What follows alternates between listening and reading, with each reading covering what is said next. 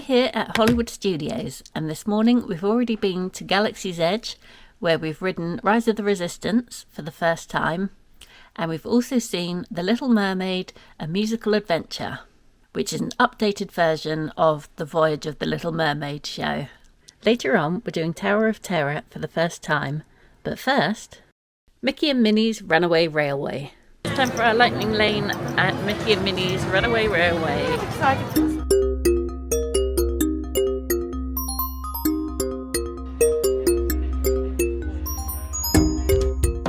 So this ride is located in one of the park's most recognisable landmarks, the replica of Grauman's Chinese Theatre. Oh, do you see the things on the floor? Yeah. There's lots of handprints in the floor here outside Mickey and Minnie's.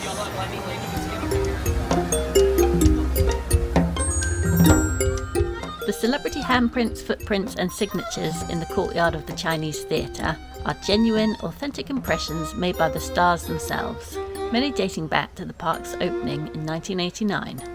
There are also some character prints you'll see, including Mickey and Minnie, Donald Duck, Goofy, and even Roger Rabbit. For nearly 30 years, this theatre housed the Great Movie Ride, one of the park's opening day attractions. But in 2020, Disney replaced it with something completely different. The first ride-through attraction starring Mickey Mouse himself. Believe it or not, this was the first time Mickey Mouse ever headlined a ride at a Disney park. Despite being Disney's most iconic character, appearing in shows, films, parades, and on lots of park merchandise, Mickey Mouse has never been the star of a full ride experience. So Mickey and Minnie's Runaway Railway gives him not just a starring role in the ride, but also an original theme song to go with it, which is copyrighted, and the reason why I'm talking over it. Sorry. Yup, we're off to the park! See you all later! The ride experience starts with a short cartoon starring Mickey and Minnie called Perfect Picnic, and then the cinema screen appears to burst open, allowing guests to walk through into the animated world. Oh, hiya, folks. Want to take a ride on the train? Excuse me, you lady. Who, me? Do you mind helping these good people into the cartoon while I fix this here locomotive? Goofy, that sounds like a lot of paperwork, and I don't really want to do all of that. Thanks. Be back in a jiffy to pick you all up. Oh, no, this has never happened before. That's so crazy. Well, guess you're entering into the cartoon world.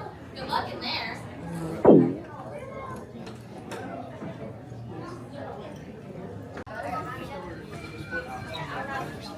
Sarah's using an ECV today, which she was able to drive into the queue line and into the cinema part of this experience.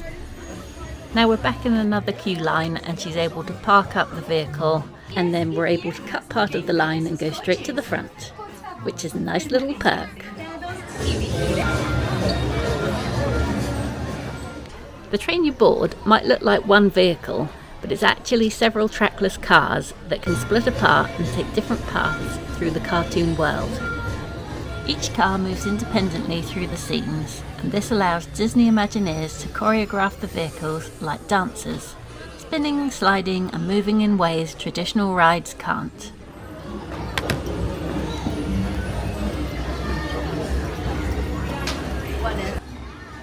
Disney Imagineers call the visual style 2.5D, blending physical sets with projection animation to create depth without using 3D glasses.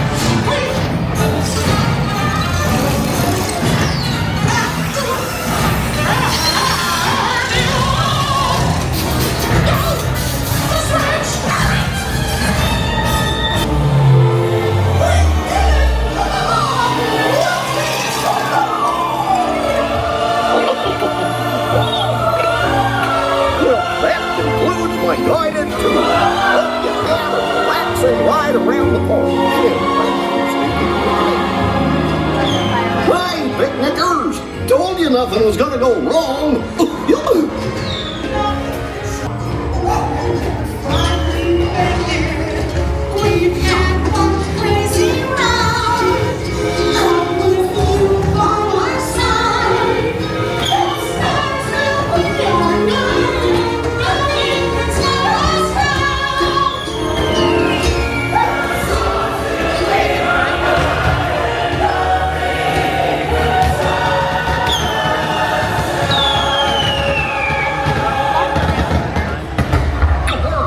What's this lever do?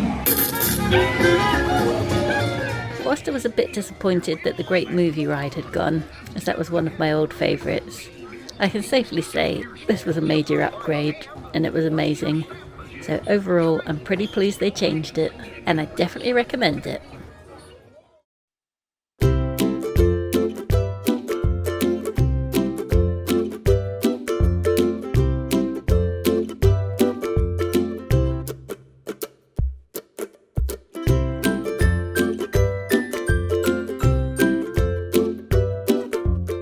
What did you think of Mickey and Minnie's Runaway Railway? Oh, we haven't done that yet.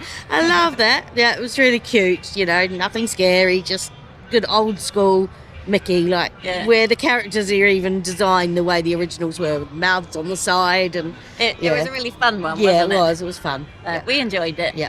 Now we're going to stop for some lunch at the Backlot Express. Dinner is served.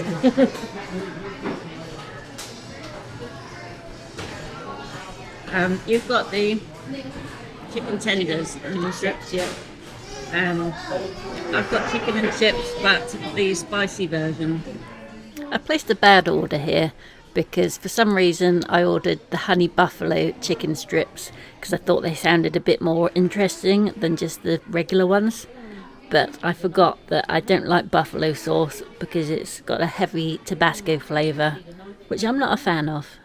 And we have the Wookie cookie. It's massive. Is that what it's called? I think so. To share. And it's like 2 cookies with cream inside. Vanilla cream. I might have made a mistake with this. It's spicy. But like not a nice kind of spice. More like maybe, I don't know. Get some mayo to counteract. I'll let you know.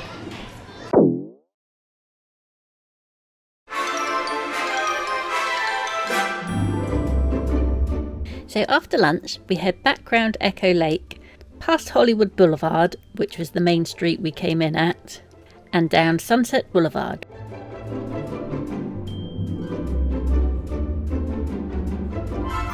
We're headed to our next lightning lane, and it's something I'm a bit nervous of. It's not a new ride, but it's one that I've managed to avoid and never done before. And that is Twilight Zone Tower of Terror. And this could be found at the end of Sunset Boulevard in another iconic building of Hollywood studios, the Hollywood Tower Hotel. Do I really want to do this?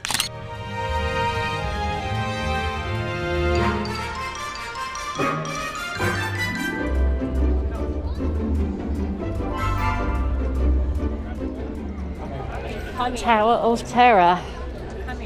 For the first time. There's a reason I never wanted to go on this. This ride tells the story of the Hollywood Tower Hotel, a once luxurious hotel abandoned after a mysterious event in 1939. Or that's what you're supposed to think, because it actually opened in 1994. But the hotel was designed to look old and abandoned. And the backstory is that during a storm, lightning struck the hotel, and 5 guests inside the elevator vanished into the Twilight Zone. The entire queue is designed like a frozen-in-time hotel from the 1930s, filled with dusty luggage, cobwebs and props suggesting guests left suddenly. But we don't get to see much of that, as the lightning lane bypasses most of the queue. So because of the drop, I've never wanted to do this ride before, although the theming has enticed me, and I thought it's time I finally do it.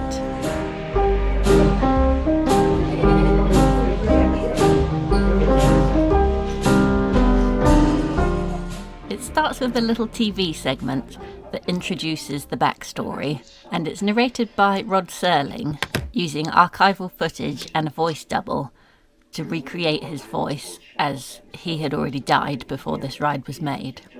But Imagineers wanted it to feel like an authentic episode, which is why it was important to bring his voice to life for the introduction. Hollywood, 1939.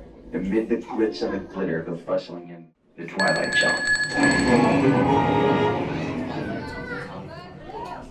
You then board an elevator, which will take you on your journey into the Twilight Zone.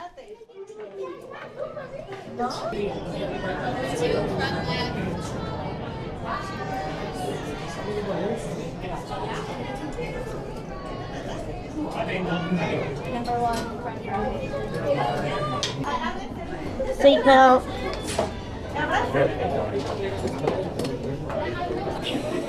How do you feel, Karen? Quiet. Oh, God. Need anything at all, just scream. Passengers are emotionally coming Yeah, man. to a stand. The Twilight Zone.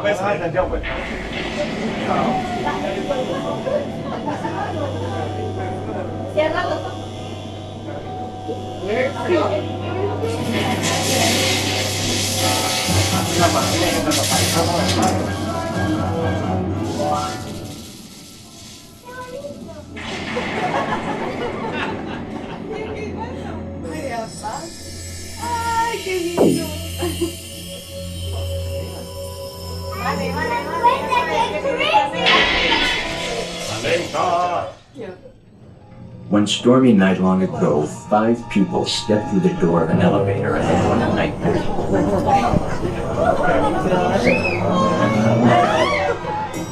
That door is opening once again. This time, it's open for you.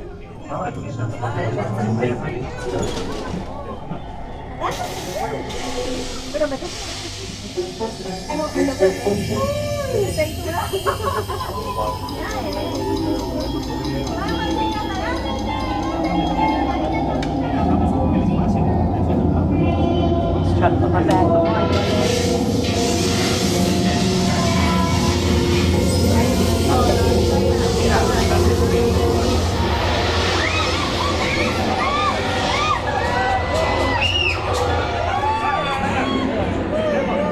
You are about to discover the light together in another dimension, beyond the deepest, the darkest pocket. Oh, great.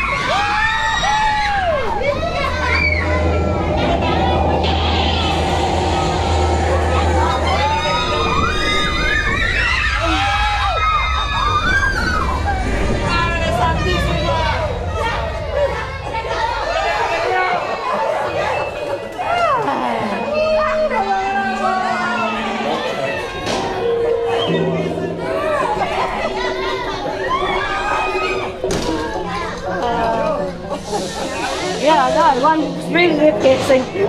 A warm welcome back to those of you who made it, and a friendly word of warning. Something you won't find in any guidebook. The next time you check into a deserted hotel in the dark side of Hollywood, make sure you know desperate things in your film, or you may find yourself a permanent resident of the Twilight Zone.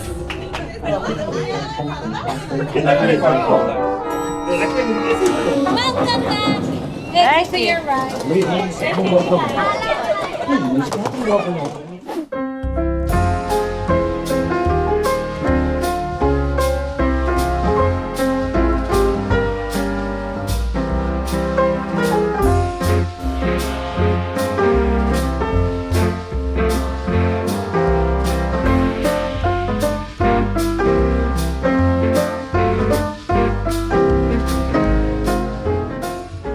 Oh, that's cool.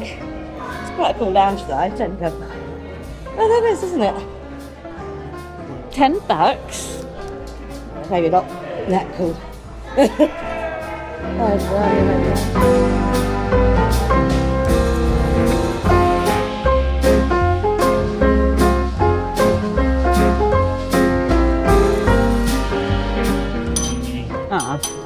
Not a very good bell. get a hotel room. Look at this a minute. I quite like, Yes, I saw that. not the cup, but I quite like this picture if that's on anything else. Yeah, that's true, yeah. Like if it's a magnet or something.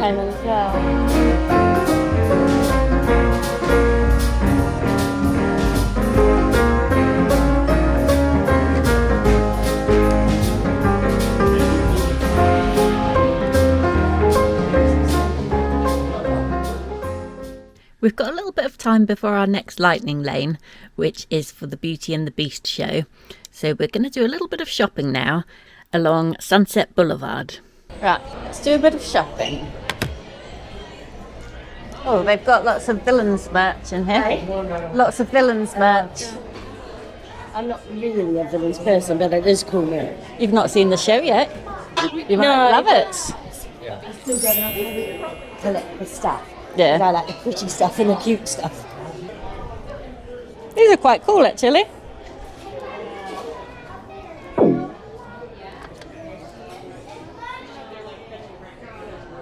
Oh, Sarah. What? Oh, yeah. Sure, I like them. I've thought of them a few times. Sarah loves Phantasmic. The t-shirt is quite cool. I do like this throne. Maybe I'll get the t-shirt. That one. This one. Oh, yeah. Do you think it'll fit? Probably not that size, no.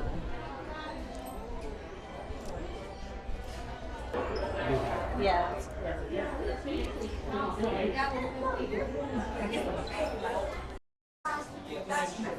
If you'd like to see what we bought, then make sure you're subscribed, as I'll be posting a mini haul video after the Hollywood Studios day and after each day of our trip to show you what I got.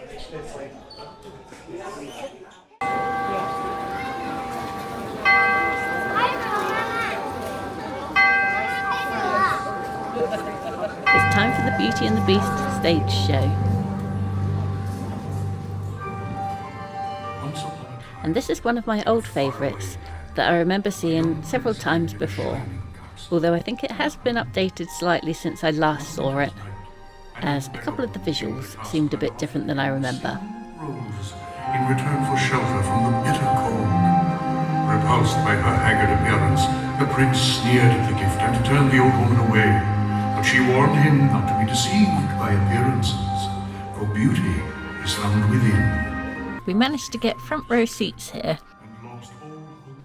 As I mentioned before, Sarah's using the ECV today, and the accessible seating gives you a choice of two options. You can stay right at the back of the theatre, which is on like street level, so you can just pull up your wheelchair or ECV at the back, and if you like you can transfer to like a normal seat, or you have the option to go down a ramp, which we did, which zigzags all the way down to the front, and it went on for so long we thought we were going to end up on the stage at one point, but it took us right down to the front row, which was great. If I'm being super picky, I would have liked to be slightly higher up to get an all-round view of the stage, but you can't argue with this view. It's pretty good.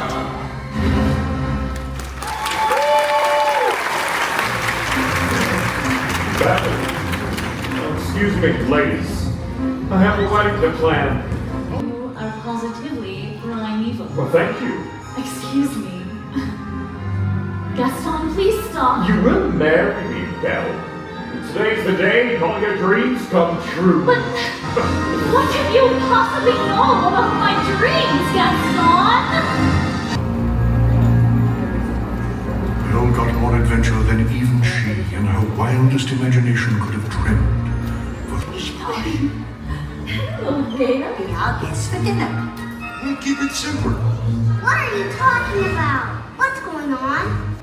If we're going to do this, then let's do it.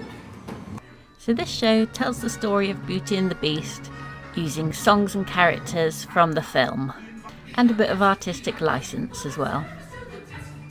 It's great to see a proper stage show with a full cast, as this is what I remember most from when I used to come here when it was MGM Studios.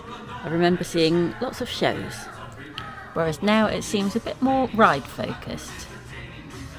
So I'm glad they've kept this one. Although saying that, we are seeing the Villains show next, and there's also the Indiana Jones show here, so there are still lots of shows.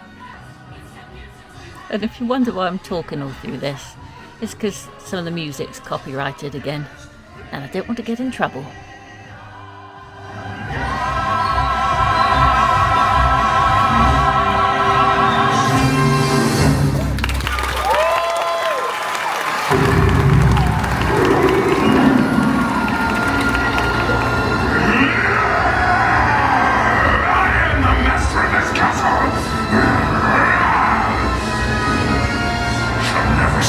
Anything but a monster. And you should learn to control your temper. I can't help it. Well, how do you know if you don't even try? Say something nice to her. Try to act like a gentleman. Something there that wasn't there before. What? There may be something there that wasn't there before. What's there, Mama? I'll tell you when you're older.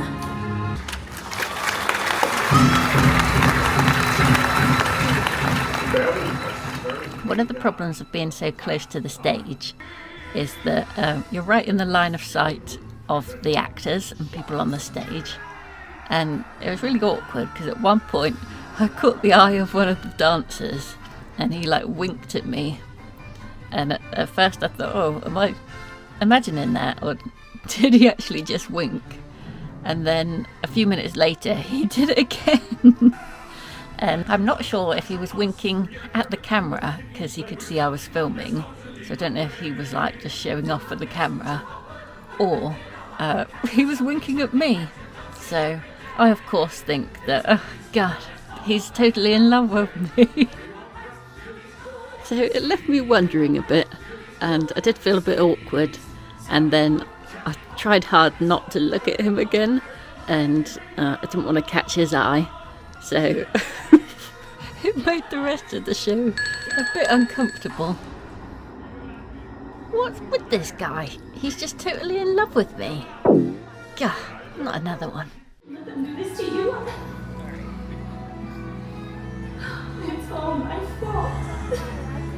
At least I get to see you No, one last time. no.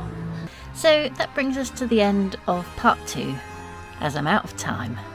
Join us for the final part of Hollywood Studios, where we'll be going to Rock and Roller Coaster, seeing the new Villains show, visiting Toy Story Land, and seeing Sarah's favourite nighttime show, Fantasmic. I hope you've enjoyed this video, and I'd love to hear what you think of Hollywood Studios in the comments. Please hit the like button and subscribe if you haven't already. And Mum, if you're watching on TV, you need to press either up or down, and then you can go across to do the thumbs up, as I know you have trouble with the like button when you're not on your phone. Thanks for watching, and I'll see you next time.